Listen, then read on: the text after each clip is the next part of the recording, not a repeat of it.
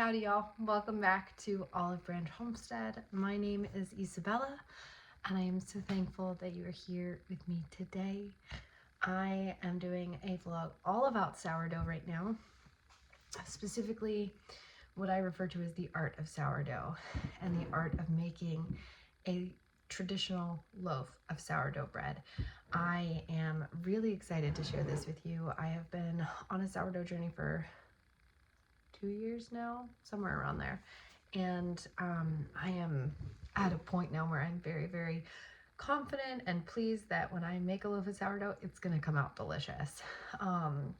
So I'm really excited to share this with you. I've gone through many different recipes, many different methods, and I have come across like what I consider my go-to favorite recipe. Now, what I'll be referring to in this with recipe and method are kind of like what's referred to as like baker's numbers and baker's percentages and hydration levels and whatnot. And so I'll be explaining all of that today, but which can sound a little, what does all that mean? But in reality, I have come to find that sourdough is incredibly intimidating for some reason, but it's actually wildly simple, very straightforward. Baking is a science, and in that there's a comfort because we know if we do X, Y, and Z, it will come out like this, or if we do W, U, and Q, it will come out like that. And that is really comforting to know. Like once you learn the method, once you understand the numbers, it's easy. And I would argue that sourdough recipes can be very wordy, but they're actually incredibly basic and simple. It's just simple methodology around a certain, outcome that you're looking for. And so yeah, I'm gonna take you through the entire process of making a daily loaf of bread, as I'll call it, a sourdough loaf of bread. This is, its name is Otis. I got it from a farm called Whispering Willow Farm and Mindful Farmer in Arkansas.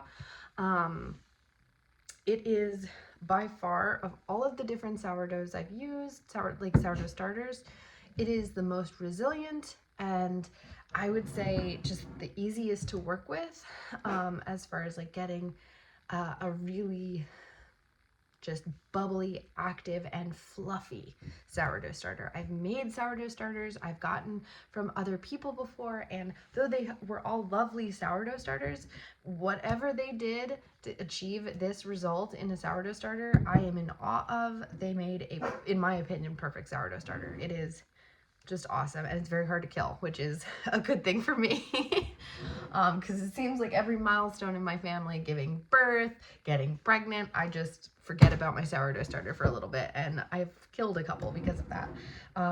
So I've since dehydrated several like batches of this in case that ever happens again, because I love Otis. So when it comes to sourdough, a lot of people think it's a flavor. A lot of people think that it's just bread loaves. And actually that none of that's true. It is a method. It is the act of using wild yeasts to ferment dough. So it really is actually applicable to any kind of baked good. You can use sourdough in anything. So like you can make challah bread, you can make brioche, you can make a regular loaf of bread, sandwich bread. You can also make muffins with it. You can make brownies, cookies, pastry, any of these things. I have done many of these things, and most of the time, like in something like a challah or brioche or cinnabuns, it's really hard to tell that there is a sourdough flavor in there.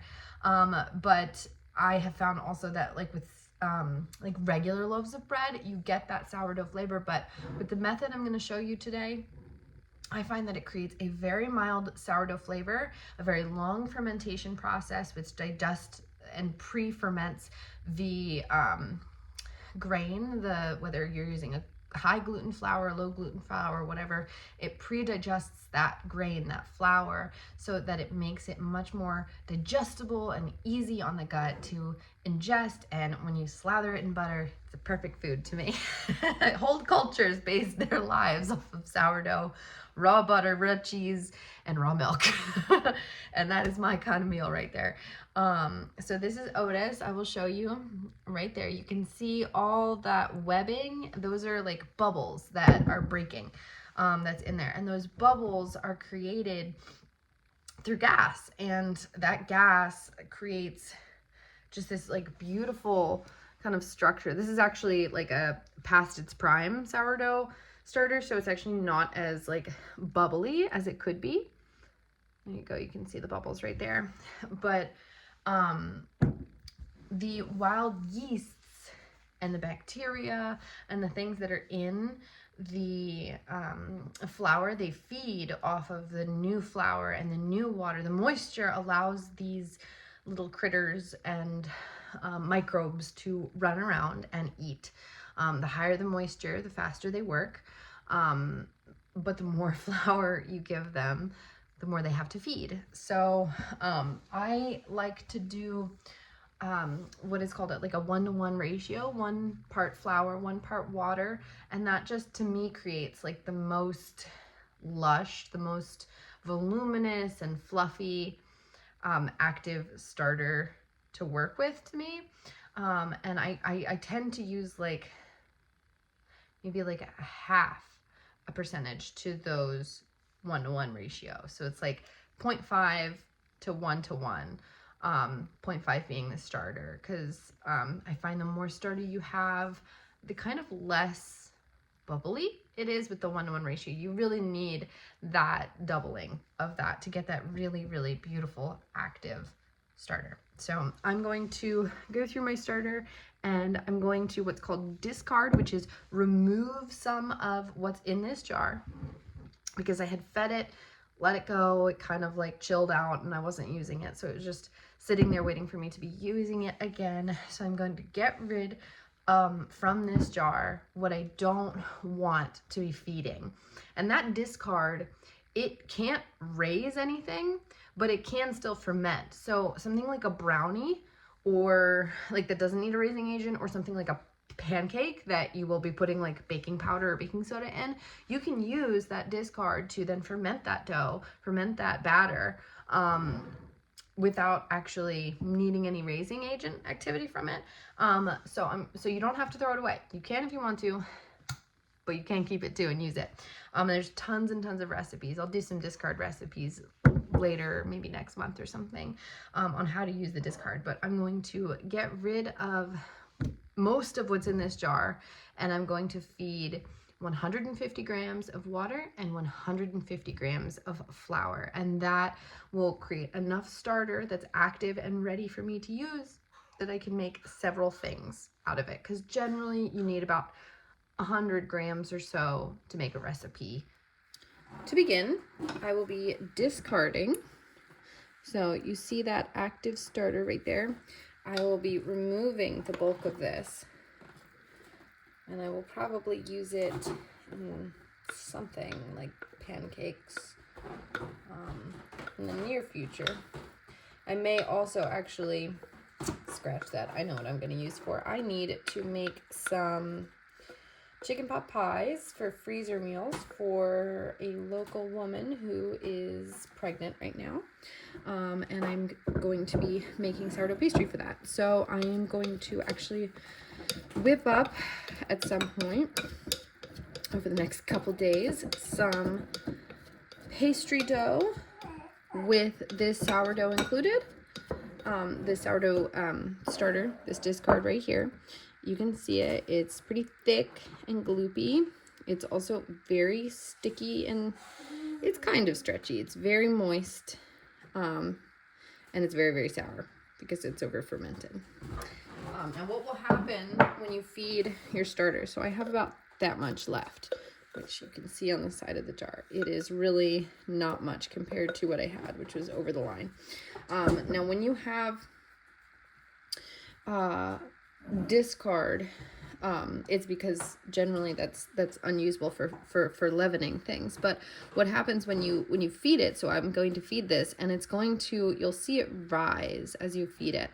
And what that's doing, the microbes are feeding, they're producing gas, they are increasing in volume and activity, but because of that gas. But then once they'll kind of plateau, and they'll stop raising the volume of the starter, but they won't stop, like they won't start to fall back down yet. They'll kind of go up, they'll reach their peak, they'll stay there for a bit, and then they'll just start falling back down gradually, and it gets really sour on that fallback. So here, let me, oh, I hear my baby crying. I'll be right back. Okay, baby is acquired. I'm going to start my scale now. A scale to me is very important with sourdough for most recipes, because like I said, it's a science, so you really want that accuracy to the gram measurement. So what I'll do is I'll put that on there, and then I will tare the machine, which means just getting it back to 0, so you know how much you're putting in. I always put the moisture in first, the water in first.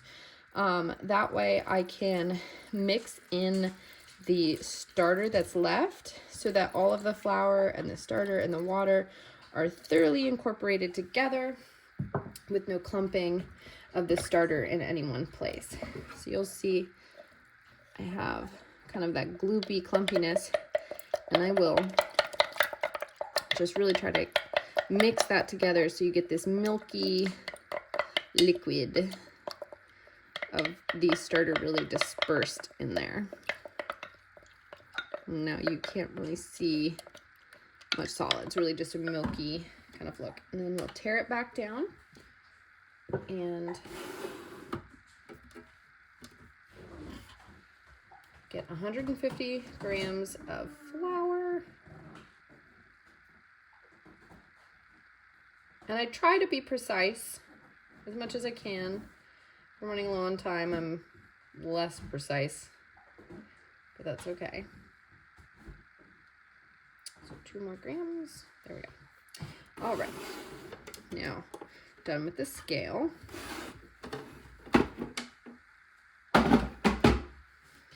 And it's going to look like a lot of volume when you put it all in there, and you're like, how is this gonna raise up and like not like burst out of it? If you put too much in, it will burst out.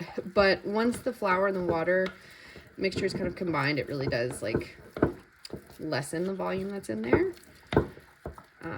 back to like a really moderate amount for this size jar. And this is a Weck jar. You can see that's their like symbol, Weck. I'm trying to, oops. There you go. You can kind of see it like that. So this is actually a canning jar technically, but it is like the perfect size. I think it's like a quart. Is it a quart? I don't remember. But it's got these like rounded like edges to the bottom that is perfect for a rounded spatula too. Like you can see when I take this off of there, it's perfect for scraping down those edges. And that's really what I like this whole setup for. And I think it's beautiful. And I am a sucker for aesthetic things, and I think that the more beauty we put into something, just the more honor to God it brings, you know, caring for his creation, stewarding it well, bringing beauty, because, you know, we know the heart of God is that he, you know, loves the beauty that he creates and he cares for it well. So as you can see, it just like having that angled spatula with that perfect angled side, it really just, you can really scrape down as much as you can with that mass. And once I'll scrape it all down just to get it all together, and then I'll mix it good one more time, making sure to scrape the bottom. Like you can see when I go in there, I really like pull it away from the bottom. So you can see that there. And that makes sure that I get any flour that's on the bottom of this jar, because we don't want clumps of flour anywhere throughout this. It's not the end of the world, but it just rises faster and more evenly if we can get all that incorporated perfectly. And so now I keep this rubber band on the jar so that I can get off there. Actually have like a marker of like where I am starting from so that I know how much it's risen. And you really want it to at least double, if not triple, in size. Generally, I'll get it like in this jar with this height of starter. I will actually like just like when it's at its peak at the jar is when I'll generally use it, and I find that to be just perfectly acceptable. So that is a well-fed starter ready to go, and I'll catch you back here when we're at its peak.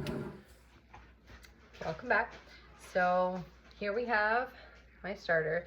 It has pretty well risen to over double, just slightly over double. And because of the time, I need to start it now. So this is a perfectly acceptable time to begin. Once it's doubled or more, it's active, it's ready to go. You can also see here, there are a few telltale signs. So you smell it, it's not overly sour, but you can kind of smell that soured quality.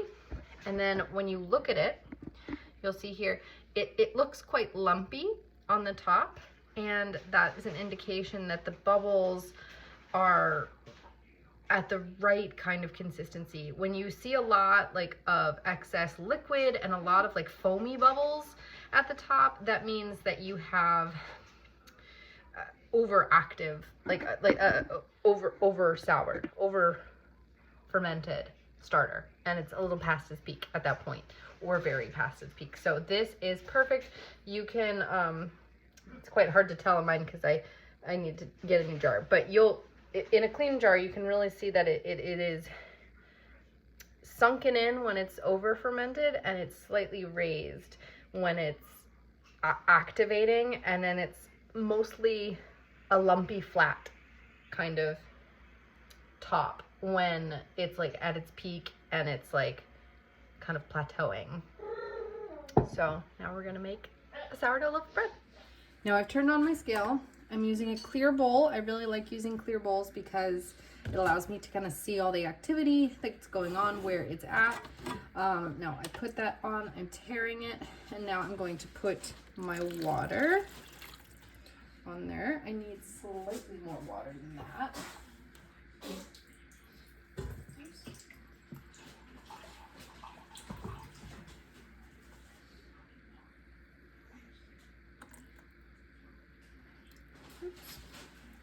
Right, and now I like to keep my measurements very precise with these things. With the starter itself, I typically end up going over, and I find that to be very okay. It doesn't really make a difference. But with the rest of it, I like to be very accurate. All right, so we've added my water. Now, if we don't add the water first, you'll get clumping on the bottom, and we don't want that. So we add the water first, and now we're going to add the flour. Oop, wait, I realize I have 50 more grams. I almost forgot that I increased my hydration recently. So I'm gonna add 100 grams of flour right now, get it to an even number to work with, or a regular number to work with, and then I'm gonna add 50 more grams of water.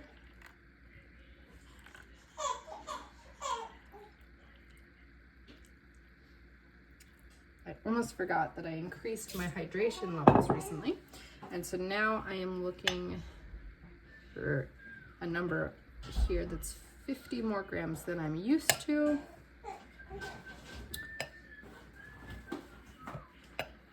And I increased the hydration because I found that it really just made a fluffier, lighter dough and a really fantastic crumb. All right, there we go. We're at the number we want to be at. So we'll turn the scale off. And right now I am only doing flour and water. And this will sit as it is just a rough dough of flour and water for 30 minutes, just about. I do it sometimes a little more, sometimes a little less, depending on my schedule, what I'm able to get to, how much I'm able to really attend to it that day, whether I'm looking for a perfect loaf or not. And this is a process, this resting of the dough before we add anything else, just the flour and water, is a process called autolyse. And that is so that the gluten proteins, there are multiple proteins that make up gluten, it's so they can start to bind with each other and form gluten. And that then kind of just emphasizes the structure of the dough from the beginning. And I have found that this makes a really big difference in the outcome of your loaves. All right, and how much it rises as well. And the rise really kind of just gives an overall structure to the crumb in the final product, how buoyant the loaf is, how fluffy it is, how delicious and soft the mouthfeel is. So as you can see, it's a very rough dough and it breaks quite easily, very easily. So you'll see when we let this rest how dramatic that stretch can become with just that one little bit of resting with just flour and water. Now that the appropriate amount of time has passed, you can see, I pick it up, how stretchy that is in comparison. Now it's just starting to break after I stretched it all that time. Look at that. And that is what the process of autolyse does, is it allows that gluten to start forming before it's had time to really do anything else. And so, or salt, which is an inhibitor of the growth of the dough. Before you add that, you allow those gluten strands to start to form, and it helps with the overall structure and even rise of your bread overall. I am now going to add salt and the sourdough starter. So with the salt, I like to add it like this.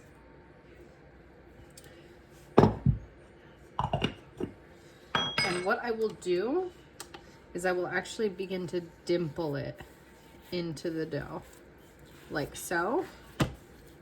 And this helps incorporate it through the dough, not just in clumps, but it infuses into the dough. I learned that from a artisanal bakery. I think they're on the West Coast, but I saw them on YouTube, and what they would do is they would it was like, I think like a kimchi inspired bread or something like that they did, and they would layer out the additions to the bread, and then they would dimple it until everything was really like thoroughly soaking to the bottom, and then they would knead it around, fold it around to finalize that incorporation. And now what I'll do to add the starters, I'll kind of open it up a little bit and create a little bit of a pocket for me to put that in. And our beautiful starter here. And now you can see, I'll bring it up here. You can see how thick that is. It is very thick, very happy. So we're gonna do about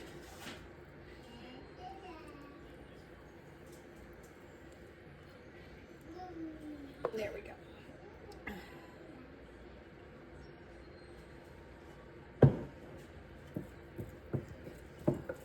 I'll just quickly put that down. And what I do is I like to keep it in the center, and I like to fold over those edges as quickly as I can, get it all in there, and then you just keep doing that until I feel, all right. Now, you can see it is very beautiful, shiny, wet dough, nice stretch to it. That's what I'm looking for. Even a nice jiggle. So now that everything is incorporated, I am going to let this rest again with the lid resting on it like so for another 30 minutes. And then I will begin a process called lifting and folding. And what that does is it allows you to improve that gluten structure without having to sit there and knead it for like 15 minutes, which is exhausting. And one could say, oh, I have a mixer. You could do it with a mixer, but you can very easily overmix that dough and then the gluten strands break. They have, just like the sourdough starter, they have a capacity where you build them up to a prime point, and then all of a sudden you just like go past that point of perfection into not perfection anymore, and it breaks. And they are no longer strong bonds, they're broken bonds, and they really, it's just not good anymore. So I'm gonna let that do its thing, and I'll come back and show you what lifting and folding looks like. Okay, now I'm gonna show you the process of lifting and folding. You see the dough has settled down. It's nice and shiny. So what I'm gonna do, it actually, I should probably tell you this, it actually really helps to wet your hands before you handle a dough like this. So I'm gonna do that. And what it does is, as you can see, it helps prevent sticking. So what I'm doing is I'm taking a corner of the dough, I'm lifting it up until it's just about, it doesn't break, but it's getting to the point where it could break. And I lift it up and I fold it over like so. And I do this several times.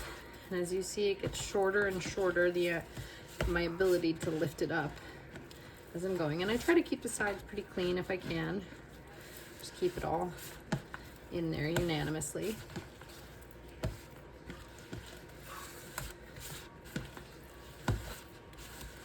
All right, and I do that until I get it nice and buoyant and together again. And then I will do this process 3 more times over the next couple hours. So I want to talk a little bit about the science and the art of sourdough. So the science aspect is, at least with sourdough, bread baking in general, you're going to have what's called baker's percentages. And that is based on the amount of flour that you have in your specific dough recipe, how much moisture, how much water, how much liquid to that flour amount is there in your dough. So for example, I have 400 grams of water to 500 grams of flour. And so that is an 80% hydration in my dough. It's a very high hydration. You could have 50 or 40% of moisture to flour, and that would be a low hydration dough. I prefer working with higher hydration. I even started experimenting with 90 and above hydration.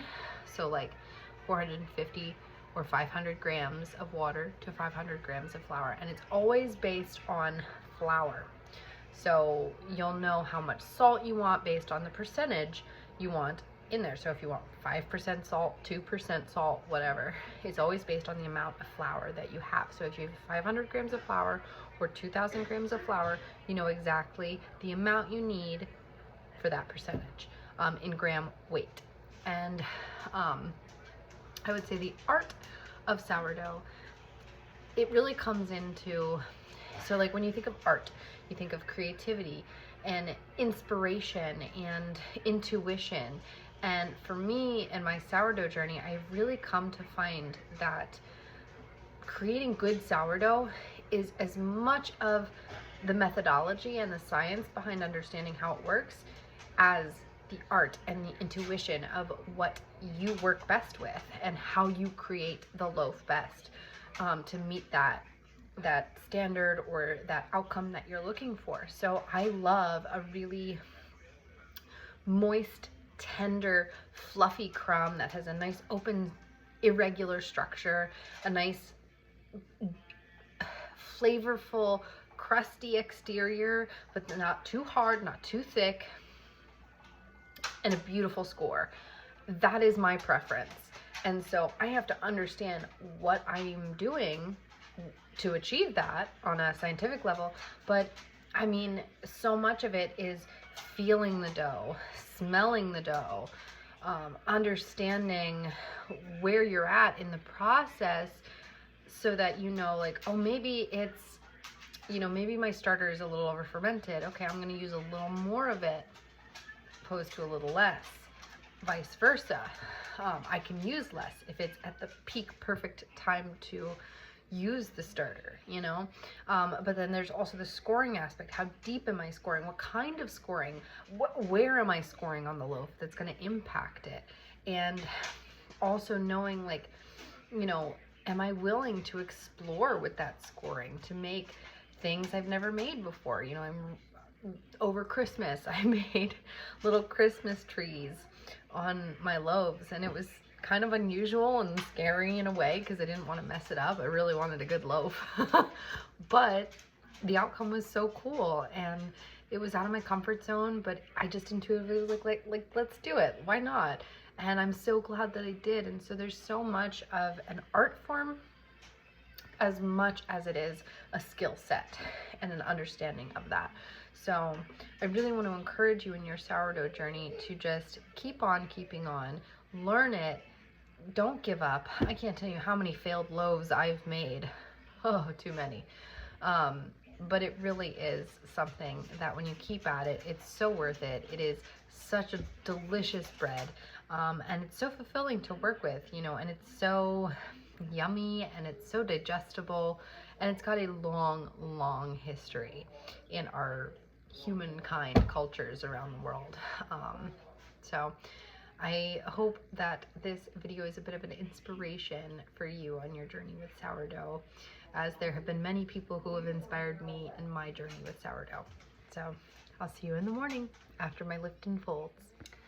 Okay, y'all, it is the next morning. I have bulk risen my bread after I did all the lifts and folds. Everything was done, and you can see now it has risen quite a bit, and you can actually see all of the bubbles and activity that has been produced. And I open this up, and you see the big wobbly glob, full of, like, you see those bubbles everywhere. All those bubbles indicate good activity. All right, so now we're going to do the process of shaping it into its, like, loaf basket. The official, I think, brand name is called a Banneton. I did not buy a Banneton. I bought an off brand, much cheaper. But it works just to keep the shape while you do the second proving. So we're going to do that now. Ready? Here you go. Now this prevents sticking to the Banneton, and also allows, go ahead, for the scoring to show up a lot better. Good job, baby. Good job. No. Here, try that. Go ahead. No. There you go. There you go. Good job. You did it good. I know you want to do it more, but that's all we're going to do for that. All right, so I'm going to get some of that excess flour out. There we go. You don't want it too harshly dusted. Put that on there. But you also want a good layer that's going to help it from sticking. All right, so I'm going to put that there. And we're going to, now I need a lot of flour because I use a high hydration dough. It's like snow. All right, here we go. And you can see all those bubbles form that webbing in the dough. See, look at that. Oh, just beautiful. And it's a very soft dough as well. It's really lovely. Very buoyant, very soft, very moist. The way I prefer to work with dough. All right, now we're going to just gently drizzle this over. And let me wash off my hand real quick.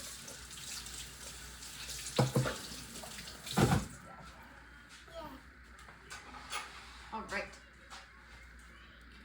Yeah. I know. And what we're going to do is we're going to fold this over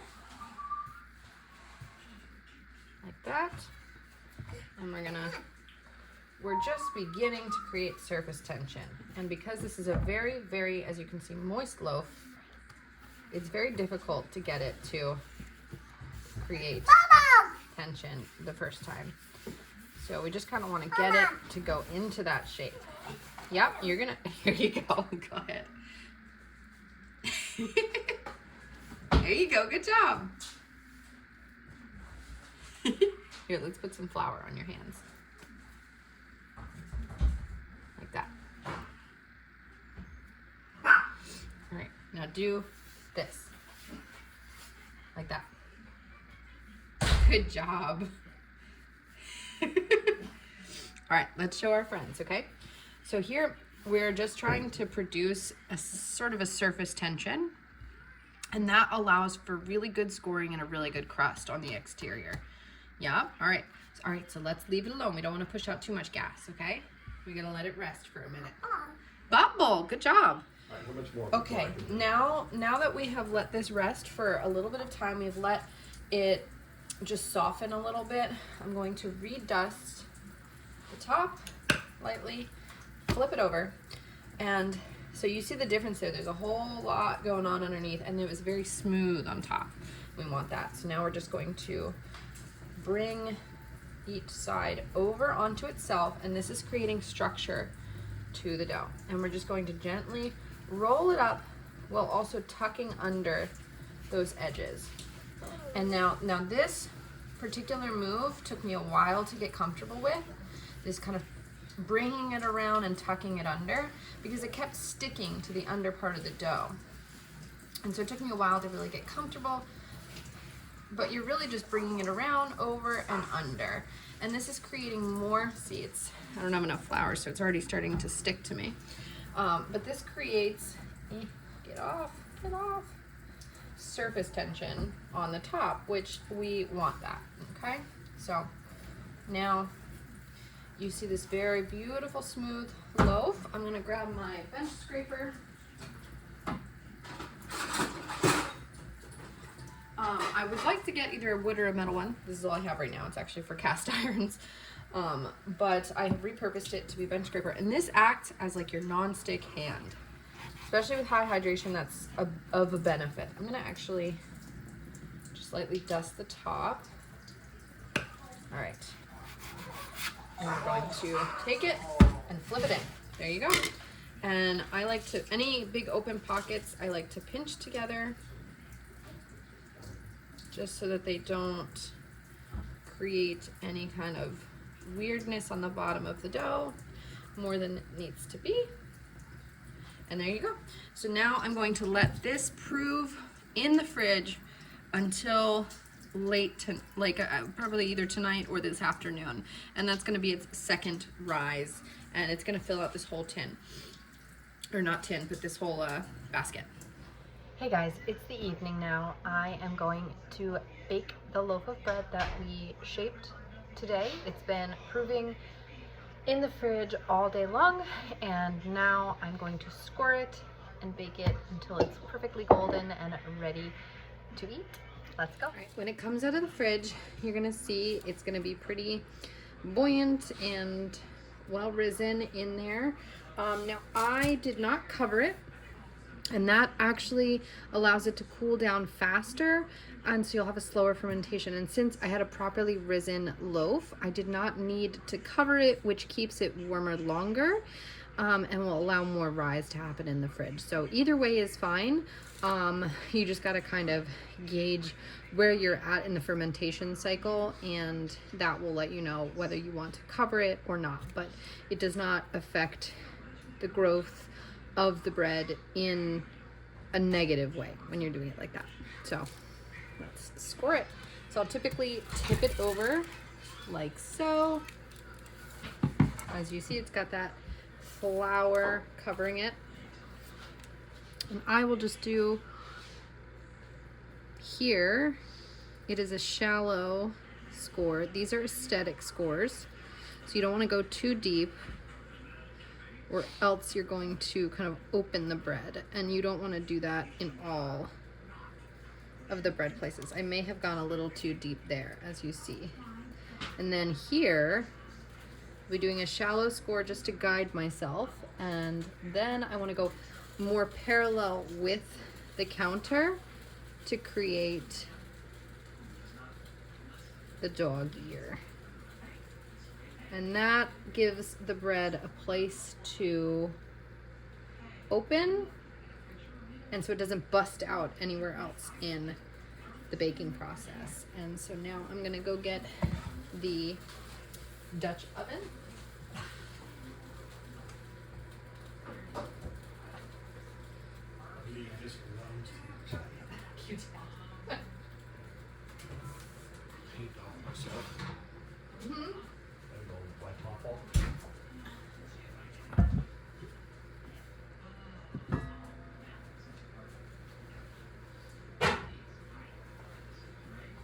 All right, now you can see the before, and it goes in, and I just try to keep the baking paper out of the way, and you can see what it looks like in there, and we're going to cover it and put it back in. And we're going to bake it covered for 30 minutes, and that allows the steam to do its thing and allows the bread to rise and open without forming a hardness to the crust yet. And then you'll remove the steam aspect, you'll remove the top, and then it will allow the crust to harden and get golden and beautiful.